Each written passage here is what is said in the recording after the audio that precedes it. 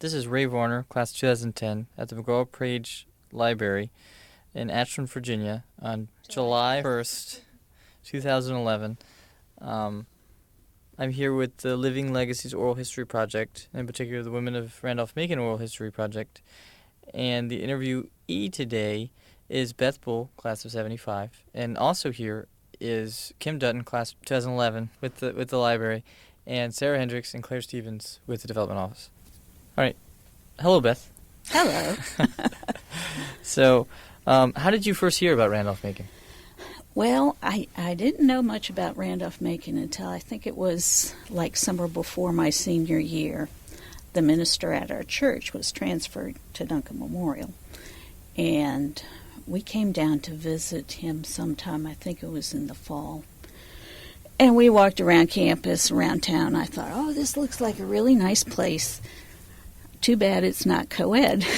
And I think it was like 4 months later they announced that they were going to admit women. And I was like, okay, I just applied. Well, had you heard anything else about it? No, it was men's college. It wasn't on my radar. And other than my dad did know one of the professors. He went to graduate school with Dr. Baskin, but, I don't know very much about it at all. But the size, the small size really appealed to me. Came from a pretty big high school, so I thought it would be nice to go to a smaller school. So what were your first impressions of the campus? Well, the old buildings I thought were very quaint, charming, looked neat. Of course, Ashland's very different now. It was just a sleepy little country town at the time, and I liked the, slower pace and all that kind of stuff that was appealing. So when you mentioned that Ashland was a slower town, what do you mean? Well, there's no fast food restaurants here, no motels. We had to drive to Richmond to go to fast food. We ate at the truck stop some. That was like big night out, just going to the truck stop. So, yeah, it was a whole lot smaller, And I think the student body was like 800 when I started. 50 girls, then 750 guys, something like that. So, if I could interject, you mentioned, your first time coming to campus that you liked the school and thought if only women were admitted. So at that point, did you have other schools sort of on your list? Yeah, I had applied to several others. I was on the waiting list for UVA. I think Dad really wanted me to go to UVA because he went there, but it was a lot bigger than Randolph-Macon. I thought it would be neat to go there. So, did you ever think about going to the women's college in Lynchburg? No. So never crossed your I didn't want to. No, I don't. I'd like to have the co-ed experience. Understandable. So was it the student body that really impressed you, or was it just the physical campus? The physical campus. I didn't actually meet any students, I don't think, on my first visit there. To interject quickly myself, is when you say that it was announced that Randolph-Macon had gone co-ed, how did you hear? How was that announced? I don't remember whether it was in the newspaper or whether our friends that lived here called and said, it was going to go to co-ed. I think it was like January or February of 71 that they decided. So, So you hadn't made any decisions on other colleges by that time? No. Mm-mm. And once you heard that it was going co-ed, was that sort of the automatic place? Yeah, at that point, I was still waiting to hear from UVA, but I kind of, really liked the idea of coming to Randolph-Macon and being one of the first, like being a pioneer and, furthering the cause of women's liberation and, knocking down the barriers. So I thought that would be neat. Can you tell us about first arriving on campus as a freshman? Well, me see. I know they had all of us girls come down before classes started, in the summer, so that we could get to know each other. I didn't know any of the girls beforehand. And I got to meet my roommate for the first time there. And we just stayed in one of the dorms and hung out. So I liked that, nobody else was here. But So only the girls. There were no Yeah. guys invited. So not even the freshman guys. mm-mm, mm-mm. Just us girls. Do you remember anything else you did during that orientation, or with the girls? I have very vague memories about it. We saw where our dorm was. They gave us a wing in Mary Branch. All the girls were in that north wing, I think. And we just hung out together, They talked a little bit about the school, but I don't remember that much. So. Mhm. And at that point, was the campus, I guess, ready for women? Had changed the need to the physical campus to? I don't know what changes they made actually.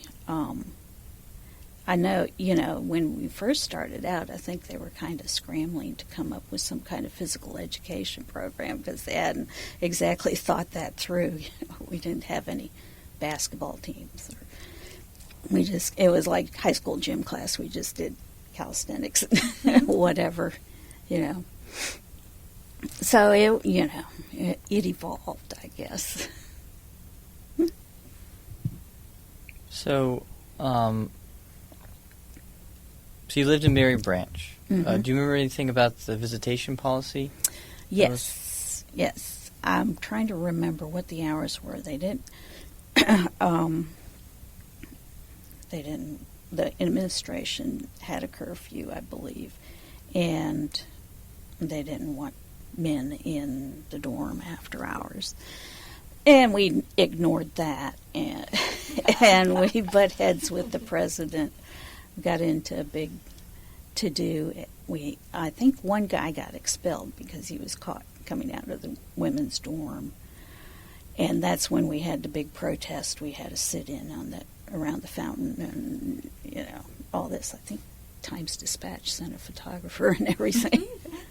So I don't remember that they actually changed the rules at that point, but we didn't follow them. We just, and nowadays they have co-ed dorms. So it's funny. Did you participate in the protest? Yeah. So can you tell us anything about that? Or? I just remember sitting around the fountain and hearing Dr. White talk, President White talk about it. So I don't remember what he said or anything, but Who was the organizer? I don't know. It was both women and men there, not just the women. So. Do you? I guess you don't remember who had. Was it a man that had gone in the women's dorms? Yeah. So, do you remember maybe who the woman was that? I don't. Yep. Yeah. I don't okay. think he was actually dating anybody in the dorm. He was just hanging out. Mhm. And he was expelled permanently. There was no. Well, I'm trying to remember. I can't remember. I don't know if they let him back in or he just decided to transfer. Yeah, he didn't want to.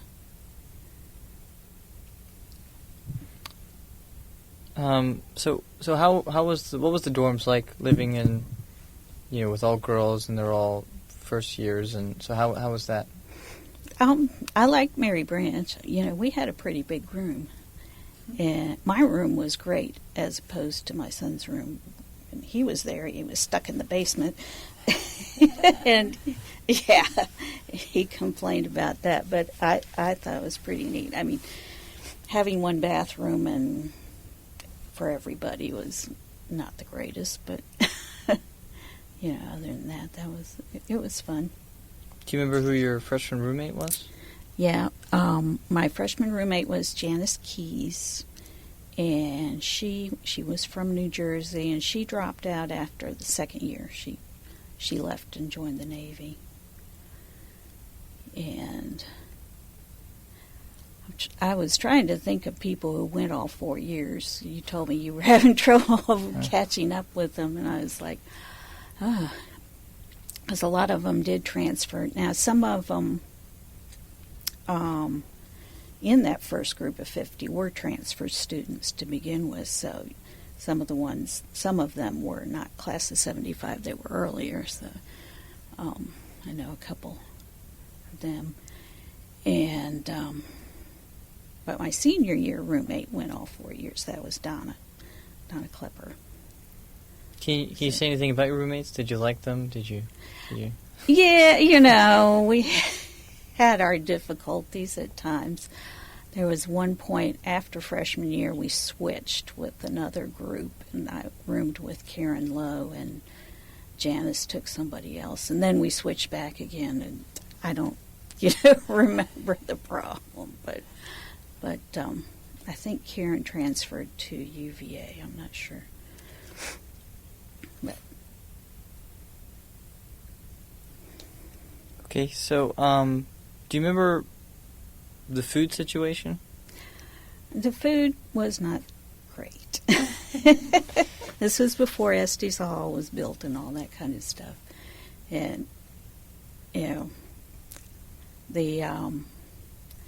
big Sunday brunch menu was to give us steak, which looked very strange. We were never sure where the steak actually came from, if it was from a cow or what.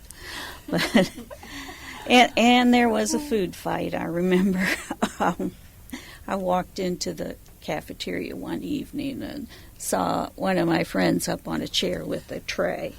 So I turned around and walked back out. I was like, okay. Anyway. So you didn't participate in the food fight? No. I didn't want to get covered in whatever peas and Jell-O. Yeah. There was Jell-O hanging from the ceiling at one point. So do you remember anything about the people who organized that? I don't know whose idea it was. I know my boyfriend's fraternity was heavily involved, but I just stayed out of that. Yeah. But it was for a protest. So it was a protest food fight? Well, it was more of a just for fun food fight, I think. Right. I mean, nobody liked the food, but Yeah.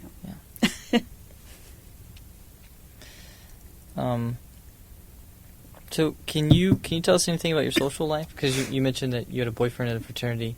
Mm-hmm. So what was your social life like? Well, Randolph-Macon still at that point was kind of a college that pretty much emptied out on the weekends. But I met the first guy I went out with. I met him shortly after the school year started, and I dated him for 3 years. And he was involved in the fraternity, so we pretty much hung out at the fraternity and, did whatever. We went out to eat at either a truck stop or Celebrity Room was nearby. That was the closest pizza place. We went up to see them. And, had the usual fraternity parties and stuff. Which fraternity was he in? A Pi. Okay. So can you say anything about that fraternity? It got into trouble a lot. It was funny. They were always cutting up, but they were the one fraternity that had the highest grades of any of the others on campus. So there were a lot of crazy guys, but we made some good friends. My husband and I still keep in touch with some of the guys. And was your husband also an AE? Yeah. So were you a little sister, or? Well, they didn't call us that. Yeah, I shouldn't say. But, at a later point, they started talking about getting together, a sorority and stuff like that. And so I think it wasn't until like junior or senior year that they sort of developed little sisters. And, yeah, I went to a couple of the meetings, but we was pretty a loose bunch. We didn't really organize or do anything. So, just hung out with the guys. okay, but there was talks of getting more organization, I guess. Yeah. Okay. So did you do anything else on campus? Did you participate in any clubs or anything? I sang in the chorus for the first 2 or 3 years, I guess. I did that. That was the only club that I belonged to. You had mentioned that your minister moved to Duncan Memorial. Yeah. So when you came here, was he still a minister at the? So what was that like? Well, I didn't see them. I didn't go to church every Sunday, and I didn't see him all that much, except his daughter ended up coming the year. She was a year behind me, so she was there Is it too. right? Yeah. Okay. Yeah, Shirley Ruth. And, yeah. So I run into them every now and then. Of course, whenever my parents were in town, we would visit them and see them in the Baskins. Yeah. But you never felt like he was watching you or anything like No. that, reporting to your parents? No. Dr. Baskin was a friend of Dad's, and he and Dad both tried to talk me into taking economics classes, but I never did. I did work for Dr. Baskin in the office for a little while, doing just clerical stuff for him, but yeah. Okay. So you talked about your roommates in your. Can you tell us more about maybe the relationships you had on campus, maybe some of your friends, or? Let's see. I had the same roommate, Janice, for the first 2 years, and then another one, Donna McAfee. I don't know if she went all 4 years or not. I haven't. I've lost touch with her. She was junior year. And then by senior year, they had run out of room in Mary Branch. And they told the seniors that they could get apartments, off campus if they wanted to. We ended up going into the little apartments behind the motel dorms. They were for married students at the time, but they had one available, and a bunch of us girls lived back there. So, and that was nice. It was, a little apart from things. So did you hang out with those people a lot? Mm-hmm. Do you have any stories or anything? Well, not really. I mean, I hung out with them some, but I usually hung out at the fraternity more. Okay. Did you feel like there was a particularly special bond between those first women that you all were the first women on campus and Well, pioneers, as you said? I mean, I haven't kept up with any of them. Every now and then I see the one woman. She was a transfer student, Sandy Harris. See her from time to time, and I don't really remember hanging out with them all that much. So, do you remember anything? Because you were close with the fraternity brothers, I guess, or with them. Do you remember any of their girlfriends that you were close to, or did you spend a lot of time with? Or Yeah, one of the guys was dating Sandy, and she I think she transferred from VCU. She graduated a couple years ahead of me, and there were a couple other girls that were from Randolph-Macon that they. Now a lot of the guys still, when it was men's college, they traveled to either Mary Washington, or VCU to find dates, because there weren't enough girls to go around on Randolph-Macon. So they continued to do that, got to know some of them. so, do you feel like you were pretty close with all of their, I guess, girlfriends? I guess. Yeah. Do you keep up with any of them, or do you? No, no. Other than Sandy, I hear from her from time to time, but I don't see her that much. Okay. So, just as a woman on campus, did you feel like a woman on campus? Did you feel like a student, or was it definitely? Did you definitely feel like a woman? Might be a weird question. I mean, I think, there were some guys that didn't want to go co-ed, I'm sure, but everybody was nice to us. Nobody was mean. And the professors treated us well, too, I felt like I got a good education, good relationship with them. So, what about just, we mentioned kind of before, had they gotten ready for you? Were the other facilities, other than the dorms and everything, how were the bathrooms?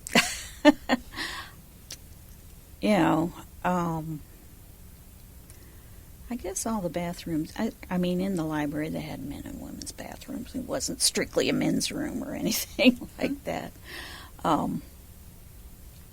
It was fine. Were there urinals in the bathrooms, the women's bathrooms? No. You don't remember that? I don't remember that. They must have taken those out of Mary Branch. Because I don't remember seeing. I remember hearing stories from other women that have said they've been. Pink or something. Yeah. Didn't necessarily take them out, just try to make them blend in. Yeah. So I guess you didn't notice them. So I that's didn't good. notice. I was like, Yeah, they were well camouflaged. So you felt the professors would treat you the same as a woman as they would treat the male students? I think they did, yeah. I mean, I was pleased with all the professors I had. All right. Well, it's a good. So which professors did you have? Which ones do you remember? Well, I majored in English, and I think my first faculty advisor was William Gray. He was an interesting guy.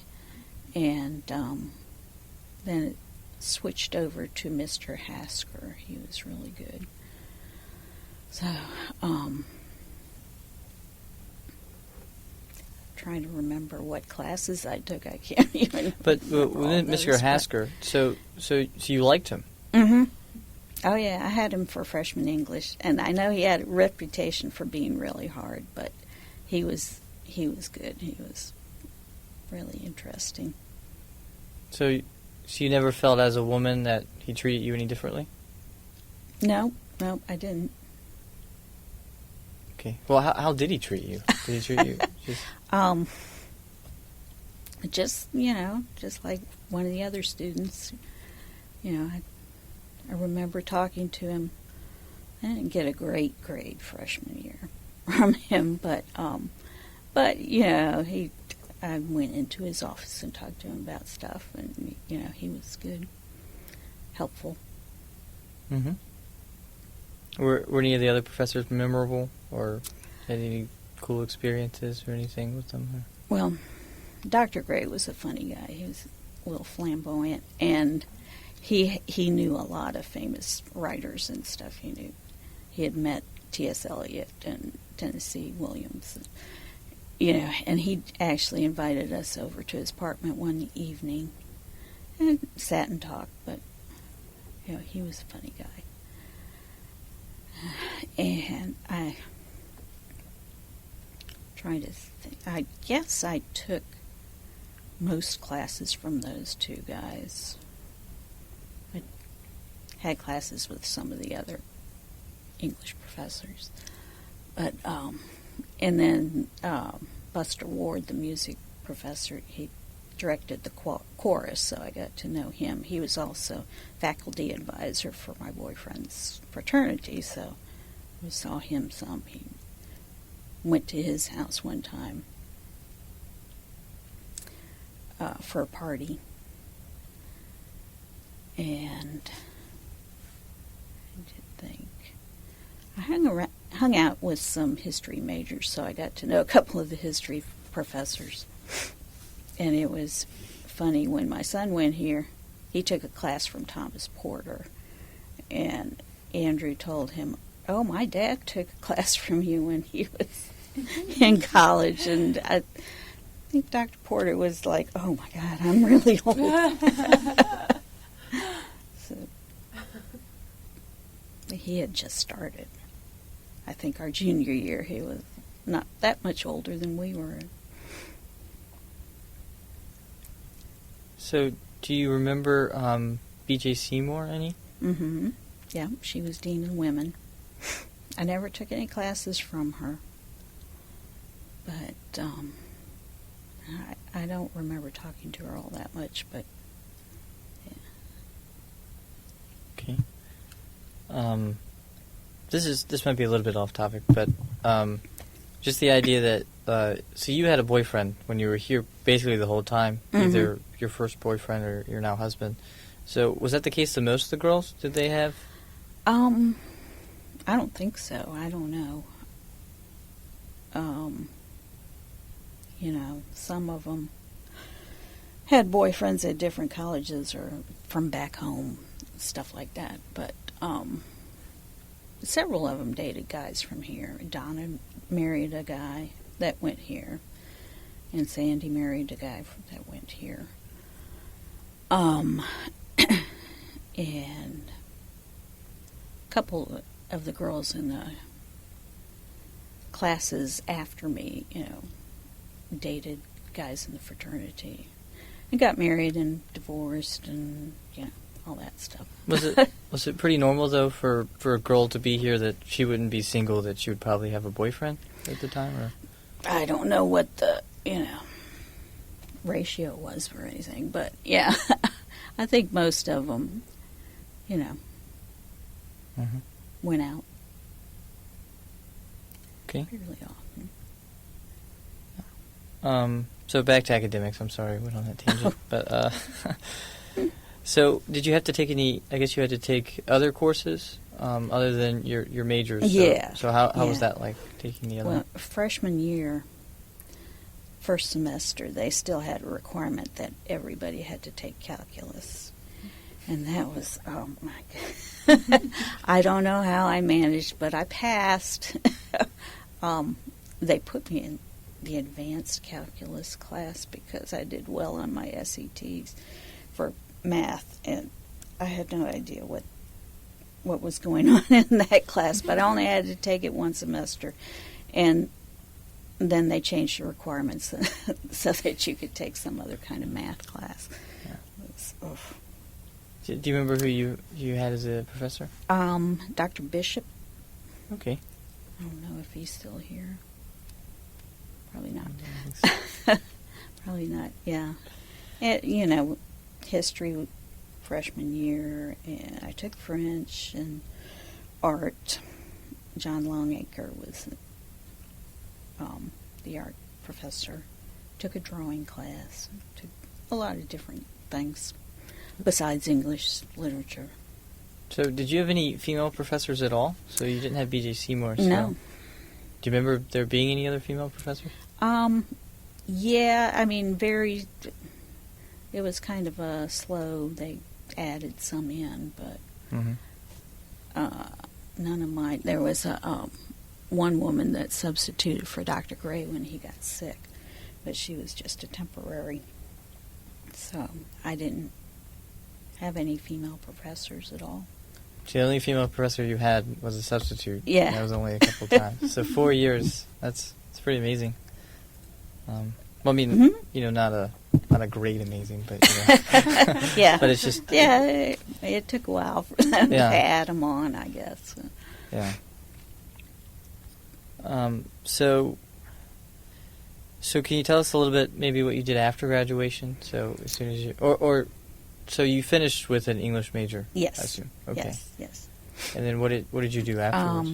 I took some classes at University of Richmond, but I didn't finish my master's, and I worked for temporary jobs for a while. Job market wasn't great at that time, so I did clerical work, and then I got married, and my husband was transferred down to Richmond. So when we moved down here, I got a job at Blue Cross, now known as Anthem. And that's where I've been ever since. So my job doesn't have that much to do with English literature. But I think having a degree prepares you for, you learn how to learn new things and stuff like that. It's useful. What is your job specifically? Okay. Right now, my title is contract administrator. I work with the certificate booklets, descriptions of the health insurance coverage, and we work with the the legal department, and we file things with the Bureau of Insurance and try to keep track of all the changes. The healthcare reform law kept us really busy this year. So It's a task. yeah, I know. I always wanted to be a writer. This wasn't really the kind of writing I had in mind, but it pays money, so. So how have you stayed in contact with the college since you left? Well, we've been back a few times. I mean, we don't go to a whole lot of football games or anything like that. And we kept in touch with the guys from the fraternity. So, but didn't come back all that much until my son decided to go here. And I was surprised that he picked a place. I was kind of thinking he ought to get a little farther away from home because we live so close, get a little more independence. But so since then we've been back a lot. We came back for homecoming last year. It was our 35th reunion. So saw some people from our class. And we've been back for things like Strawberry Fair and went to the Christmas Carol production and that sort of thing. This is another question that. So, do you remember Camptown races? Any? Yep. Yep. We used to go there. So, can you describe what those were like? Well, people didn't pay a whole lot of attention to the actual race. They just, sat on blankets and drank beer and had a picnic. But it was fun. It was a lot of fun. We actually took Andrew to one when he was a baby. Oh, wow. He didn't like the loud noises, but... Yeah. So, the other question I had was, so Greek Day. Do you remember, did your husband participate in Greek Day, or did you participate, or how did that work? I don't remember any specific events or anything from Greek Day. I mean, they had... I don't even remember how they recruited new members to his fraternity, but... I was mean like the field day they used to have where they would compete against each other and... I don't remember that at all. Yeah. I was curious if the girls, competed too, since they couldn't, join a fraternity, but they would participate. As spectators is the only, Okay. Later on they participated as dorms against more, dorms, but more yeah. Girls. I was curious. If you have any questions. Well, is there anything, I always like to ask if, as you were thinking about coming up here today and your thoughts on your experiences, is there anything that we didn't touch on that you wanted to share, particular stories or memories? Well, I think we hit a lot of the highlights, I had a good time while I was here, so it was a good experience. Mm-hmm. The question I always like to ask is, and I guess you had a son who was very recently here, but I guess it's different giving your son advice. What would you give advice to, what would you say to an 18-year-old girl who's about to matriculate at Randolph-Macon, especially in hindsight, things that you would recommend she or he do? Well, I felt it was important for our son to live on campus, to get that experience, even though our house is like 10 miles up the road. But, I would recommend that. Of course, I don't know what the ratio of men to women is right now, but I think women are taking over. So, pretty much. So, it'll be like any other college, I guess. Yeah.